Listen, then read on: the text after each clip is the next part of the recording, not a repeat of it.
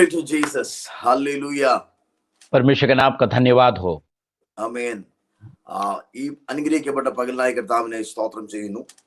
इस आशीष एक सुबह समय के लिए मैं परमेश्वर को धन्यवाद देता हूँ।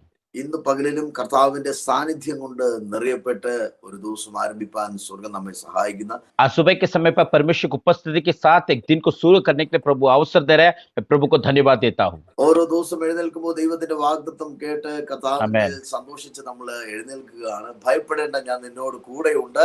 ഭ്രമിച്ചു നോക്കേണ്ട, ഞാൻ നിന്റെ ദൈവമാകുന്നു. ഞാൻ നിന്നെ ശക്തീകരിക്കും. എന്റെ വീര്യമുള്ള ഭുജത്താൽ ഞാൻ നിന്നെ താങ്ങി നടത്തുമെന്ന ദൈവിക വാഗ്ദത്തം. प्रतिदिन परमेश्वर की उपस्थिति में उठते समय पर इस वचन के द्वारा प्रभु हमें सामर्थ्य शक्ति देता है कि घबराना नहीं, मैं तुम्हारे साथ है, मेरे बलवंत हाथ के ऊपर मैं तुझे लेकर चलाने वाला जीवित परमेश्वर के इस वचन को देखकर हमें प्रतिदिन परमेश्वर चलाता है। സോ എഴുന്നേൽക്കുമ്പോഴേ വാഗ്ദത്തമാണ്, നമ്മൾ കേൾക്കുമ്പോഴേ വാഗ്ദത്തമാണ്. അല്ലെങ്കിൽ ഓരോ ദിവസം എഴുന്നേൽക്കുമ്പോ കർത്താവ് നമ്മോട് സംസാരിക്കുന്ന ഭയപ്പെടേണ്ട, ഡോണ്ട് ഫിയർ.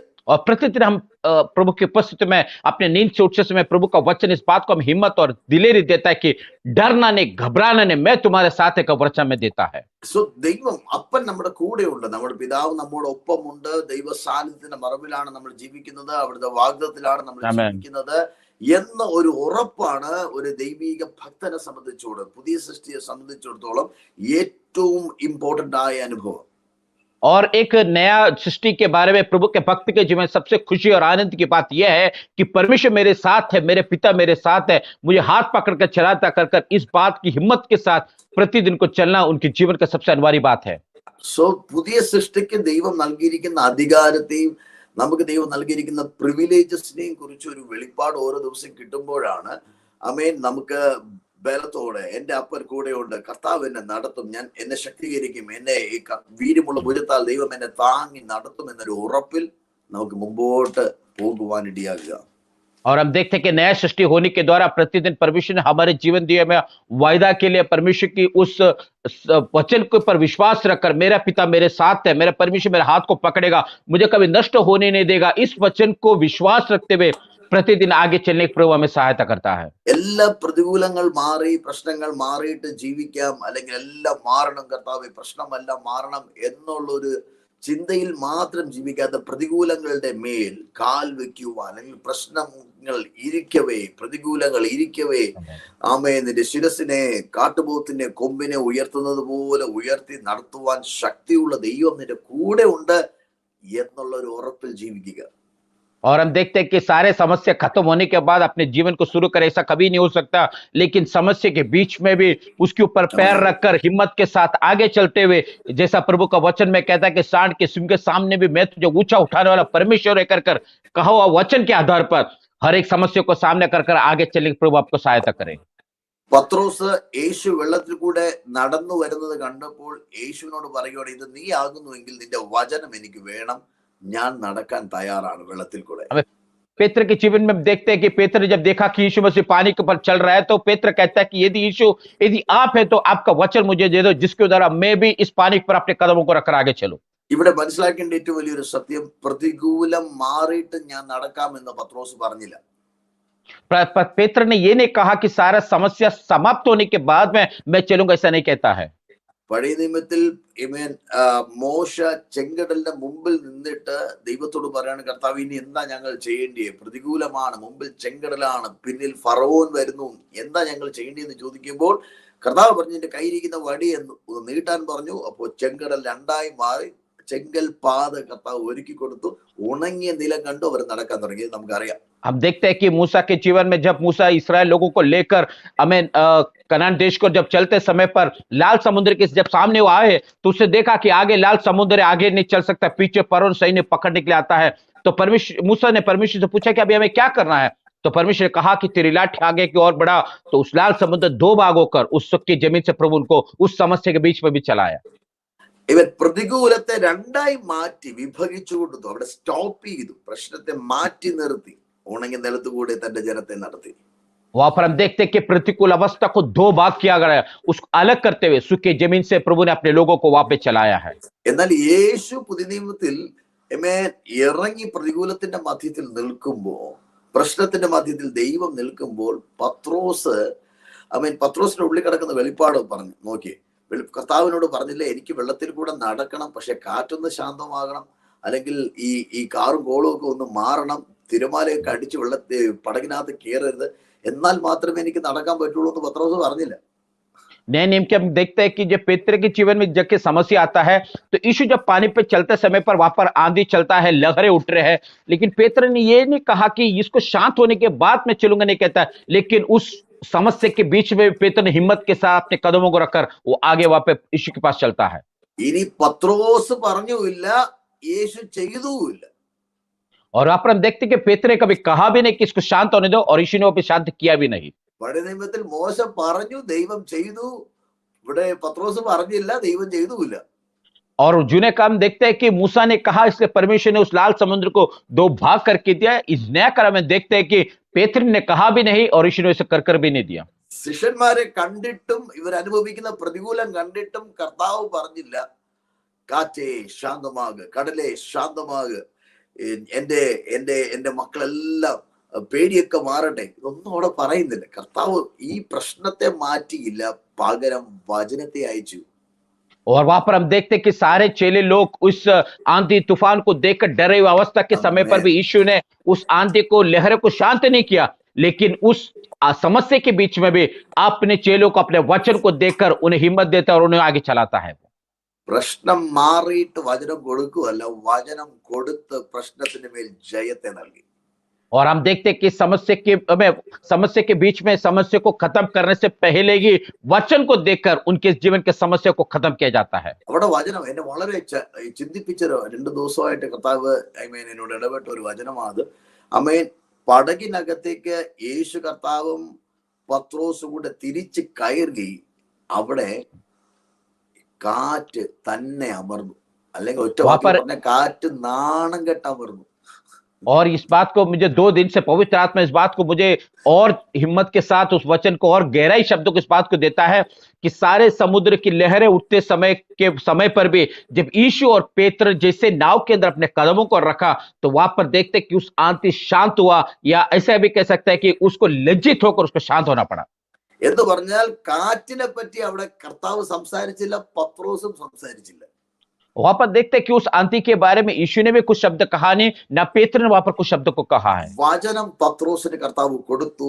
പത്രോസ് കാറ്റിന് വിരോധമായി നടന്നു. वहां पर देखते हैं कि यीशु ने उस वचन को पेत्र को दिया, उस पेत्र ने उस समस्या के विरोध में वचन के ऊपर अपने कदमों को आगे रखकर चला। ഈ കർത്താവാണ് നമ്മോട് പറയുന്നത്, ഭയപ്പെടേണ്ട. और वही परमेश्वर हमसे कहता है कि डरना नहीं। കാറ്റിനെയും ഭയപ്പെടേണ്ട, കടലിനെയും ഭയപ്പെടേണ്ട, പ്രതികൂലത്തെ ഭയപ്പെടേണ്ട. കാറ്റിന് വിരോധമായി, പ്രതികൂലത്തിന് വിരോധമായി, വേദനകൾക്ക് വിരോധമായി, പ്രശ്നത്തിന് വിരോധമായി നിനക്ക് നടക്കുവാൻ നിന്നെ ബലപ്പെടുത്തുന്ന വചനത്തെ ഞാൻ നിനക്ക് തരികയാണ്. और प्रभु का वचन कहता है कि तू आंधी को, लहरों को, समुद्र को, या अपने जीवन में किसी भी समस्या को देखकर तो डरना नहीं। उन सारे समस्या के ऊपर पार करने के लिए, उसके ऊपर जय प्राप्त कर, उसके सामना करने के लिए मैं तुझे मेरा वचन देता हूं। केवल तू उस वचन पर विश्वास कर सारे समस्या के ऊपर तू चल पाएगा। യേശുവാണ് വചനം, और यीशु ही हमारा वचन है, അവന്റെ നാമം ശക്തിയുള്ളതാണ്, और उसके नाम में सर्व सामर्थ है। അപ്പൊ പുതിയ സൃഷ്ടിയായിരിക്കുന്ന നമുക്കൊരു പാക്കേജ് ആയിട്ട് അവന്റെ നാമത്തെ സകലത്തിന്മേൽ ഉപയോഗിക്കുവാൻ, അവന്റെ നാമത്തിൽ വിശ്വസിക്കുവാൻ, അവിടുത്തെ നാമത്തെ മുറുകെ പിടിച്ച് അവിടുത്തെ നാമത്തിൽ ജയത്തെ നിലനിർത്തുവാൻ ദൈവം നമുക്ക് ഭാഗ്യത്തെയും അനുഗ്രഹിക്കപ്പെട്ട പദവിയും നമുക്ക് നൽകിയിരിക്കുന്നു.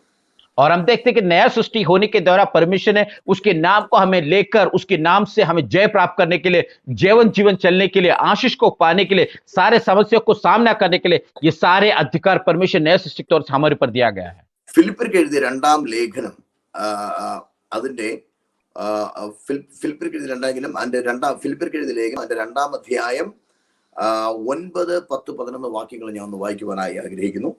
फिलिप्पियों की पत्री 2 अध्याय उसका 9, 10, 11 वचन को पढ़ने के लिए चाहता हूं। അതിന്റെ 9ാമത്തെ വാക്യം, അതുകൊണ്ട് ദൈവം അവനെ ഏറ്റവും ഉയർത്തി സകല നാമത്തിനും മേലായ നാമം നൽകി. और परमेश्वर ने उसके नाम को सारे नामों से श्रेष्ठ नाम रखा गया। ആമേൻ. സോ ദൈവം അവനെ ഏറ്റവും ഉയർത്തി, ഇതാണ് ഇമ്പോർട്ടന്റ്, ഏറ്റവും और परमेश्वर ने उसको सारे सबसे ऊंचे स्थान पर लेकर रखा गया। യേശുവിനെ കുറിച്ച് പറഞ്ഞിരിക്കുക. और यीशु के बारे में ऊपर कहता है, എന്തുകൊണ്ടാണ്? കാരണം അറിയാം, മനുഷ്യനായി, വേഷത്തിൽ മനുഷ്യനായി അനുസരണയുള്ളവനായി മനുഷ്യന്റെ പാപത്തിന് പരിഹാരമായി മരിക്കുവാൻ യേശു ലോകത്തിലേക്ക് കടന്നു വന്ന് തന്നെ താഴ്ത്തി, കോൺഷ്യസ് ഡിസിഷനിൽ തന്നെ താഴ്ത്തി തന്റെ മഹത്വത്തെയും തന്റെ സ്വഭാവത്തെയും വെളിപ്പെടുത്തിയപ്പോൾ यहाँ पर हम देखते हैं कि यीशु ने स्वर्ग की महिमा को छोड़कर इस पृथ्वी में आकर मनुष्य का वेश को धारण करते हुए, और उसके बाद में हम देखते हैं कि उस पूरी तरह अपने आप को दीन होकर, नम्र होकर और मनुष्य के पाप के लिए पूरी तरह समर्पण होने के कारण से, അതുകൊണ്ട് ദൈവം അവനെ ഏറ്റവും ഉയർത്തി, और वहां पर कहते हैं कि इसलिए परमेश्वर को सबसे ऊंचे स्थान पर रखा സകല നാമത്തിന് മേലായ നാമം നൽകി. और सारे नामों से ऊंचा और श्रेष्ठ नाम उसको दिया गया. എന്നിട്ട് വചനം പറഞ്ഞിരിക്കുന്നു, അങ്ങനെ യേശുവിന്റെ നാമത്തിൽ സ്വർലോകരുടെയും ഭൂലോകരുടെയും അധോലോകരുടെയും മുഴങ്കാൽ ഒക്കെയും മടങ്ങുകയും, और इसलिए कहता है कि उस नाम की आदर से सारे अधोलोक और पृथ्वी के सारे लोगों की घुटने वहां पर ठेका जाएगा. എല്ലാ നാവും യേശു ക്രിസ്തു കർത്താവെന്ന് പിതാവായ ദൈവത്തിന്റെ മഹത്വത്തിനായി ഏറ്റുപറയേണ്ടിയും വരും. और सारे जुबान जो है प्रभु यीशु मसीह के नाम को, हमें परमेश्वर के नाम का महिमा के लिए कबूल किया जाएगा. ഹല്ലേലൂയ. എന്ത് മനോഹരമായ വചനമായത്. और कितनी आशीषदायक वचन प्रभु हमें दे रहा है. അതുകൊണ്ട് യേശുവിനെ പിതാവായ ദൈവം ഏറ്റവും ഉയർത്തി എല്ലാ നാമത്തിനും മേലായ നാമത്തെ നൽകി. और इसलिए पिता परमेश्वर ने यीशु मसीह को सारे नामों से श्रेष्ठ और ऊंचा नाम बनाया गया. ഭൂലോകരുടെയും സ്വർലോകരുടെയും അധോലോകരുടെയും മുഴങ്കാൽ അവന്റെ നാമത്തിന്റെ മുൻപാകെ മടങ്ങുവാനിടയാക്കി. और देखते कि भूतलों के और हमें इस पृथ्वी के सारे लोग के जो घुटने जो है उसके नाम के सामने घुटने टेके जाएंगे. എന്ന് പറഞ്ഞാൽ എല്ലാ പൈശാചിക മണ്ഡലങ്ങളും ഭൂമിയിലും അധോലോക മണ്ഡലത്തിലും സകലത്തിലും എല്ലാ നാമത്തിനും മേലായ നാമത്തെ നൽകി യേശുവിന്റെ മുമ്പാകെ സകലത്തെയും ആമേൻ ആമേൻ മുഴങ്കാൽ മടക്കുവാൻ ഇടയാക്കി തീർത്തു. और सारे जो सृष्टि के जितने भी जो भी नाम है, सारे नामों के सामने उसके घुटने टेकर उसके नाम सबसे ऊंचा और श्रेष्ठ नाम माना जाएगा. എന്നിട്ട് ഈ നാമത്തെ നമുക്ക് ഉപയോഗിക്കാൻ ഭാഗ്യത്തെ നൽകി. और उसके बाद में उस नाम को हमें इस्तेमाल करने के लिए हमें परमिशन अधिकार दिया. സോ യേശുവിനെ ഉയർത്തി എല്ലാത്തെയും താഴ്ത്തി. और यीशु को सबसे ऊंचे स्थान पर रखा, बाकी सबको नीचे किया. ആമേൻ. എന്ന് പറഞ്ഞാൽ യേശു ഉയർത്തപ്പെട്ടപ്പോൾ തന്നെ എല്ലാം താഴ്ന്നു. और यीशु को जैसे ही ऊंचा उठाया गया, सब कुछ वैसे ही सब कुछ नीचे हो जाते हैं. എഫെസ്യർക്കെഴുതിയ ലേഖനം അതിന്റെ 1-ാം അധ്യായത്തിൽ 18-ാമത്തെ വാക്യം മുതൽ നമുക്ക് കാണുവാൻ കഴിയുന്നത് ഇപ്രകാരമാണ്. इफिसियों पत्र पहला अध्याय उसका 18 वचन से ये हम देखते हैं. അതിന്റെ 20-ാമത്തെ വാക്യത്തിൽ പറഞ്ഞിരിക്കുന്നു, ആമേൻ, സബ്സെ ഊപ്പർ, എല്ലാറ്റിനും മീതെ, വാഴ്ചകൾക്കും അധികാരങ്ങൾക്കും ആമേൻ എല്ലാ നാമത്തിനും അത്യന്തം മീതെ പിതാവായ ദൈവം യേശുവിനെ ഇരുത്തി. और हम देखते हैं कि सारे नामों से ऊंचा मतलब हमें सारे प्रभुता, सारे जो अधिकार है, सारे सबसे श्रेष्ठ, सबसे ऊपर यीशु मसीह का नाम रखा गया था. യേശുവിനെ എല്ലാത്തിനും മുമ്പാകെ ഇരുത്തിയിട്ട്, और यीशु को सबसे ऊंचे स्थान पर रखकर, എന്നിട്ട് കർത്താവ് നമ്മോട് എന്ത് പറഞ്ഞെന്നറിയോ? और परमेश्वर हमसे क्या कहता है? യോഹന്നാൻ 14:13 പറഞ്ഞിരിക്കുന്നു, यूहन्ना को सुसमाचार 14 अध्याय उसके 13 वचन में कहता है, and whatever you ask in my name that I will do, that the Father may be glorified in the Son. और इन देखते जो कुछ तुम मेरे नाम पे मांगेगा वो पिता को, परमेश्वर को, नाम को महिमा के लिए हमें तुम्हें सब कुछ दिया जाएगा. പിതാവ് പുത്രനിൽ മഹത്വപ്പെടുത്തേണ്ടതിന് നിങ്ങൾ എന്തെല്ലാം എന്റെ നാമത്തിൽ ചോദിച്ചാലും ഞാനത് ചെയ്തു തരും. पिता पुत्र पर महिमा प्रसन्न होने के लिए जो कुछ तुम मांगते हैं सब कुछ तुम्हारे चिमने पूरा किया जाएगा. കാര്യങ്ങളെ തട്ടി കർത്താവിനെ സ്തോത്രം ചെയ്തേ. अपने ताली को बजाकर परमेश्वर को हम धन्यवाद करेंगे. ഇത് നമ്മൾ മനസ്സിലാക്കുന്നുമില്ല, നമ്മൾ ചോദിക്കുന്നുമില്ല. और ये बात को हम जानते भी नहीं है और जानते भी नहीं है और मांगते भी नहीं है. അല്ലെങ്കിൽ നമ്മളെ മനസ്സിലാക്കുവാൻ, അല്ലെങ്കിൽ നമ്മൾ മനസ്സിലാക്കിയതിനെ അങ്ങനെ തന്നെ വിശ്വസിക്കാനും അതിനെ എക്സസൈസ് ചെയ്യുവാനും നമ്മുടെ ബുദ്ധി ചിലപ്പോൾ അനുവദിക്കുന്നില്ല.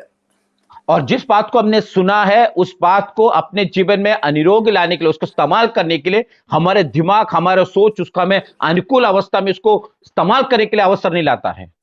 എത്ര വലിയ പ്രിവിലേജാണ് നമുക്ക് കർത്താവ് നൽകിയിരിക്കുന്നത്. और कितना बड़ा अधिकार परमेश्वर में दिया गया है. പിതാവ് യേശുവിനെ ഏറ്റവും അധികം ഉയർത്തിയെന്ന് വചനം പഠിപ്പിക്കുന്നു. और पिता ने यीशु को सबसे ऊंचे स्थान पर रखा कर प्रभु के वचन में सिखाता है. എല്ലാ നാമത്തിനും മേലായ നാമം നൽകിയെന്ന് വചനം പറയുന്നു. और सारे नामों से ऊंचा सबसे श्रेष्ठ नाम उसको दिया कर प्रभु को वचन അവന്റെ सिखाता है. നാമത്തിന് മുമ്പാകെ എല്ലാ പൈശാചിക മണ്ഡലങ്ങളും മടങ്ങും, മുഴങ്കാൽ औ- മടക്കും എന്ന് വചനം പറഞ്ഞിരിക്കുന്നു. और प्रभु का वचन में इस बात को सिखाया, तो उसके नाम के सामने सारे Amen. दुष्ट आत्मा शक्ति सेना उसके सामने घुटने को टेकेगा, प्रभु का वचन में सिखाता है। എല്ലാ വാഴ്ചകൾക്കും Amen. അധികാരങ്ങൾക്കും കർത്തൃത്വങ്ങൾക്കും അത്യുന്നം ഇതേ സ്വർഗീയ സ്ഥാനങ്ങളിൽ യേശുവിനെ ഇരുത്തിയിരിക്കുന്നു എന്ന് വചനം പറയുന്നു. और ये सारे प्रबंधता, सारे शक्ति, सारे हमें सामर्थ्य के सबसे ऊपर यीशु मसीह का नाम को रखा कर प्रभु के वचन में सिखाता है। എന്നിട്ട് ഇവിടെ വീണ്ടും വചനം യോഹന്നാൻ 14 പറഞ്ഞിരിക്കുകയാണ്, അവന്റെ നാമത്തിൽ എന്ത് അപേക്ഷിച്ചാലും, അവന്റെ നാമത്തിൽ എന്ത് പറഞ്ഞാലും, എന്ത് ചോദിച്ചാലും പിതാവ് പുത്രനിൽ മഹത്വപ്പെടുത്തേണ്ടതിന് എനിക്കും നിങ്ങൾക്കും അത് ചെയ്തു തരികയാണ്. और उसके 14 वचन में कहता है कि जो कुछ उसके Amen. नाम पे मांगा जाता है, सब कुछ परमेश्वर हमारे जीवन में उस नाम से मांगने के द्वारा पूरा कर दिया जाता है। Come on, കരങ്ങളെ തട്ടി കർത്താവിനൊന്ന് സ്തോത്രം ചെയ്താട്ടെ. अपने ताली को बजाकर परमेश्वर को हम धन्यवाद करेंगे। Oh, hallelujah. what a joy, what a privilege we have in Christ Jesus. और मसीह में कितना खुशी और हमारे परमेश्वर के अधिकार हमें दिया गया है, So നമ്മൾ അധികാരത്തിൽ വാഴുന്നവരാണ്. और उस अधिकार में जीवन बिताने लोग होना चाहिए। ഈ ഒരു പാക്കേജ് ഇതെല്ലാം അടങ്ങി ഇപ്പോൾ യേശു കർത്താവിനെ പിതാവ് എക്സോൾട്ട് ചെയ്തതും പിതാവ് ഉയർത്തി സ്വർഗീയ സ്ഥാനങ്ങളിൽ ഇരുത്തിയിരിക്കുന്നതും ചേർത്ത് ആ നാമത്തെ നമ്മുടെ കയ്യിൽ കർത്താവ് ദൈവം നൽകിയിട്ട് പറയുവാൻ യു യൂസ് ഇറ്റ്. और देखते हैं कि पिता ने जो यीशु मसीह के नाम को सबसे उच्च स्थान पर रखकर सारे अधिकार देकर उस नाम हमें देकर कहता है कि तू उस नाम को इस्तेमाल कर देखो। ആ നാമത്തിന് മുമ്പാകെ കീഴടങ്ങിയത് എല്ലാം നിന്റെ മുമ്പാകെയും കീഴടങ്ങും. Oh Jesus. और कहता है कि उस नाम के सामने जो कुछ घुटने टेकते अधीन हुआ, वो सारे बातें आपके सामने घुटने टेकेंगे और अधीन भी होगा। ആ നാമത്തിന് മുമ്പാകെ തല കുനിച്ചത് എല്ലാം നിന്റെ മുമ്പാകെയും തല കുനിക്കും. और परमेश्वर कहता है कि जिस सारे जो वस्तु, सारे जो नाम यीशु मसीह के नाम के सामने घुटना टेक और समर्पित हो, सारे आपके सामने भी घुटना टेकेंगे और समर्पण होगा। ആ നാമം എല്ലാത്തിന്റെ മുമ്പാകെ ഉയർത്തപ്പെട്ടുവെങ്കിൽ ആ നാമം നിമിത്തം നീ ഉയർത്തപ്പെടുകയാണ് സകലത്തിനും മീതെ. और उस नाम के द्वारा सब कुछ ऊंचा उठा गया या सबसे Amen. श्रेष्ठ माना गया, उस द्वारा आपके नाम आपको भी परमेश्वर सबसे ऊंचा और श्रेष्ठ माना जाएगा। ഇന്ന് പകലിലും ഈ ഒരു തിരിച്ചറിവ് നമുക്കുണ്ടാകട്ടെ. और आज सुबह पे भी इस बात को एक परख या जानकारी हमारे अंदर होना चाहिए। ശരീരത്തിൽ ഒരു ബലഹീനത എന്ന് പറയുന്നു, നിരാശ ഉണ്ടെന്ന് പറയുന്നു. ഇന്ന് പകലിൽ യേശുവിന്റെ നാമത്തിൽ അതിനെ നോക്കി കൽപ്പിക്കുക. യേശു പരാജയപ്പെടുത്തിയത് ഒന്നും, യേശുവിന്റെ മുമ്പാകെ മുഴങ്കാലം മടങ്ങിയതൊന്നും, യേശുവിന്റെ മുമ്പാകെ എനിക്കിനി പറ്റത്തില്ലെന്ന് അടിയറവ് വെച്ച ഒന്നും എന്റെ ജീവിതത്തിൽ ഞാൻ ചുമക്കത്തില്ല. കാരണം ഞാൻ ജീവനുള്ള ദൈവത്തിന്റെ മന്ദിരമാകുന്നു, അവിടുത്തെ നാമത്തിന്റെ ശക്തിയിൽ ജീവിക്കുന്നവനാകുന്നു. അവിടുത്തെ നാമത്തിൽ എനിക്ക് എല്ലാറ്റിനും ജയമുണ്ട് എന്ന് പ്രഖ്യാപിക്കുക. പിശാച് നിങ്ങളെ വിട്ടുകൊടുക്കും. हम देखते हैं कि शरीर में जो भी तकलीफ हम सहन कर, सारे बातों को कहो कि जिस बातों ने यीशु के नाम के घुटना टेका है, वो कोई भी बात मैं अपने जीवन में अनुभव न करूंगा, क्योंकि मैं परमेश्वर का संतान हूं और उसके नाम में मैं जीवित होने के द्वारा ये कोई भी बात मेरे पर सफल ना होगा। मैं जीवन के साथ जीवन बिताऊंगा कर हिम्मत के साथ उस समस्या से हम कहेंगे। അതാ വചനം പറയുന്നത്, ആകയാൽ നിങ്ങൾ ദൈവത്തിന് കീഴ്പ്പെടുവിൻ, പിശാചിനോട് എതിർത്ത് നിൽപ്പിൻ, അവൻ നിങ്ങളെ വിട്ട് ഓടിപ്പോകും. और इसलिए प्रभु को वचन से परमेश्वर का अधीन हो जाए और शैतान का सामना करे, ताकि शैतान हमारे जीवन से भाग जाए। എന്ന് പറഞ്ഞാൽ ആ വചനത്തിൽ അല്ലെങ്കിൽ യേശുവിന്റെ നാമത്തിൽ കീഴ്പ്പെട്ടിരിക്കുക, അവന്റെ നാമത്തിൽ ബലപ്പെടുക, അവന്റെ നാമത്തിൽ മറഞ്ഞിരിക്കുക, അവന്റെ നാമത്തിൽ ജയത്തിൽ നടക്കുക, അവന്റെ നാമത്തെ പ്രഖ്യാപിക്കുക. പിശാച് നിങ്ങളെ വിട്ട് ഓടിപ്പോകും. ഓടിപ്പോയി उसका मतलब परमेश्वर के नाम को ऊंच छोटा है, परमेश्वर के नाम के अधीन रहो, परमेश्वर के नाम को आदर करे, परमेश्वर के नाम को स्तुति और धन्यवाद करे, ताकि हमारे साथ परमेश्वर हमेशा रहे, जिसके द्वारा शैतान हमारे जीवन से दूर होके भाग जाएंगे और जरूर उसे दूर होना ही चाहिए। കണ്ണുകളടയ്ക്കാം, പ്രാർത്ഥിക്കാം. आइए आंखों को बंद करिए, हम प्रार्थना करेंगे। ഓ കർത്താവ്, ഞങ്ങൾക്ക് നൽകിയിരിക്കുന്ന ആ പ്രിവിലേജിനായി സ്തോത്രം ചെയ്യുന്നു. स्वर्गीय पिता, आपने हमें दिया हुआ उस अधिकार पदवी के लिए हम आपको धन्यवाद करते हैं। അധികാരത്തിൽ ജീവിക്കുന്നവരാണ്, ജയത്തിൽ ജീവിക്കുന്നവരാണ്, അത്ഭുതത്തിൽ ജീവിക്കുന്നവരാണ്, അസാധാരണമായ പ്രിവിലേജിൽ ജീവിക്കുന്നവരാണ് പുതിയ സൃഷ്ടിയായ ഞങ്ങളെന്ന് തിരിച്ചറിയാനുള്ള ദൈവകൃപ അവിടുത്തെ ജനത്തിന് മേൽ പകരുമാറാകണമേ. प्रभु, नया सृष्टि होने वाले हम हर एक लोग उसके अधिकार में, उसके सामर्थ्य में, उसके बलवंत में और उसके अनुसार जीवन बिताने लोग कर हमें प्रत्येक लोग को जानने के लिए सहायता करने प्रार्थना करते प्रभु। അതുകൊണ്ട് ഞങ്ങൾ ഭയപ്പെടത്തില്ല, അതുകൊണ്ട് ഞങ്ങൾ ഭീരുക്കളാകത്തില്ല, അതുകൊണ്ട് ഞങ്ങൾ ഒന്നിനെ കുറിച്ച് വിചാരപ്പെടുകയില്ല. അവിടുത്തെ നാമത്തിൽ ഞങ്ങൾ ബലപ്പെട്ട് ശക്തിയോടെ ബലത്തോടെ വിശ്വാസത്തോടെ കാൽ വെച്ച് മുമ്പോട്ട് പോകുമെന്ന് പറയുവാനുള്ള ദൈവകൃപ അവിടെ ജനത്തിന്മേൽ സ്വർഗം പകരുമാറാകണമേ.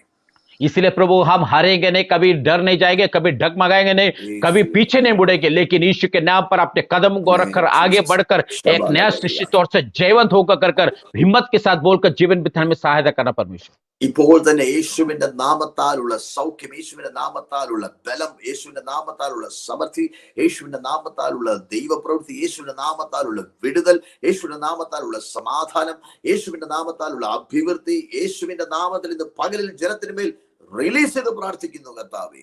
प्रभु आज सुबह के समय पर हर एक लोगों के जीवन में शांति, छुटकारा, आशीष, भलाई, आपकी समृद्धि पूरी तरह होने के लिए मिलकर प्रार्थना कर उन पर पूरी तरह उनको आशीष देके प्रार्थना करते, वैसे ही होने के लिए हम प्रार्थना करते हैं. കർത്താവ് അങ്ങനെ ചെയ്യുകയാൽ സ്തോത്രം, യേശുവിന്റെ നാമത്തിൽ ആമേൻ. प्रभु ने अपने वैसे इसके लिए किया, इससे धन्यवाद. यीशु मसीह के नाम से मांगते स्वर्गीय पिता, आमीन. God bless you. Have a blessed day and a glorious day.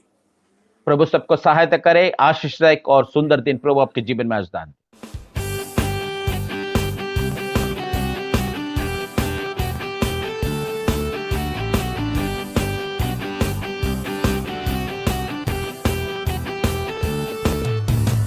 आज का ये दिन यहोवा ने बनाया है, तो आओ मिलकर हम खुशियाँ मनाए.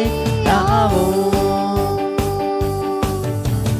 आज ये दिन यहोवा ने बनाया है, तो आओ मिलकर हम खुशियाँ मनाए. आओ तो आओ मिलकर हम सब नाचे. तो आओ मिलकर हम सब गाए.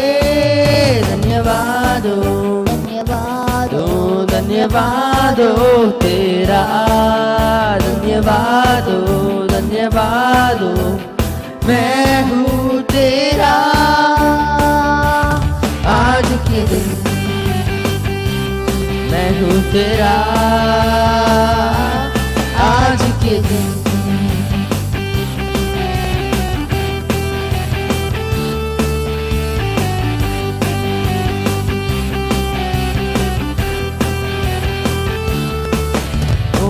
भूल जाए निराशाओं को, आशाओं का है ये दिन. यीशु मसीह जो हमारे संग, कोई नहीं तेरे बिन. ओ हम भूल जाए निराशाओं को, आशाओं का है ये दिन. यीशु मसीह जो हमारे संग, कोई नहीं तेरे बिन. आज के दिन आओ मिलकर हम सब नाचे. तो आओ मिलकर हम सब गाए. धन्यवादो धन्यवादो धन्यवादो तेरा, धन्यवादो धन्यवादो मैं हूँ तेरा. आज के दिन मैं हूँ तेरा, आज के दिन तेरी स्तुति हो.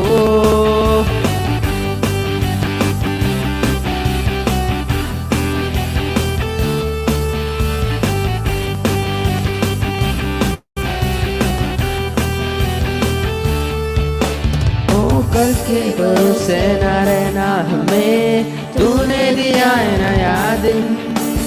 विश्वास करके बढ़ना हमें, कोई नहीं तेरे बिन. ओ कल के भरोसे न रहना हमें, तूने दिया है नया दिन. विश्वास करके बढ़ना हमें, कोई नहीं तेरे बिन. आज के दिन तो आओ मिलकर हम सब नाचे. तो आओ मिलकर हम सब गाए. धन्यवादो धन्यवादो धन्यवाद हो तेरा, धन्यवाद हो, मैं हूँ तेरा। आज के दिन मैं हूँ तेरा, आज के दिन मैं हूँ तेरा, आज के दिन तेरी स्तुति हो। ओ आज का ये दिन यहोवा ने बनाया है, तो आओ मिलकर